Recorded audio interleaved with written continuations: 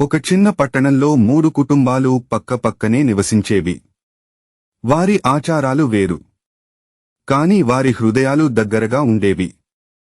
ఉగాది రోజు ఉదయం ఒక ఇంటి ముందు మామిడి తోరణాలు, రంగవల్లులు అలంకరించి ఉండగా అక్కడి చిన్నారి ఆనందంగా చెప్పింది, ఉగాది ఉదయం కొత్త ఆశల వెలుగు. కొన్ని రోజుల తరువాత రంజాన్ వచ్చింది. రాత్రి ఆకాశంలో చంద్రుడు కనిపించగానే మరొక ఇంటి పెద్దలు ప్రార్థనలో మునిగిపోయారు. ఆ సమయంలో పక్కింటి పిల్లాడు నిశ్శబ్దంగా అన్నాడు, రంజాన్ రాత్రి మనసుకు శాంతి వెలుగు. ఇంకా కొంతకాలానికి ఈస్టర్ వచ్చింది. ఉదయం చర్చి గంటలు మోగుతుండగా మూడో ఇంటి అమ్మాయి చిరునవ్వుతో చెప్పింది, ఈస్టర్ ఉదయం కొత్త జీవితం వెలుగు.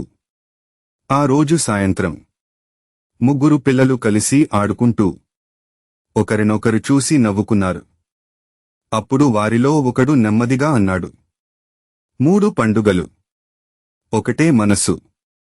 వారి తల్లిదండ్రులు కూడా ఒకచోట కూర్చుని మాట్లాడుకుంటూ జీవితంలో అసలు విలువ ఏమిటో గ్రహించారు.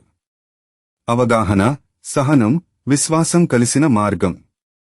మతాలు వేరైనా భావం మాత్రం ఒకటే సత్యం. ఆ చిన్న వీధి ఒక పెద్ద పాఠం నేర్పింది. పండుగలు మారినా మనుషుల మధ్య ఉన్న అనుబంధం మాత్రం ఎప్పటికీ ఒకటే అని.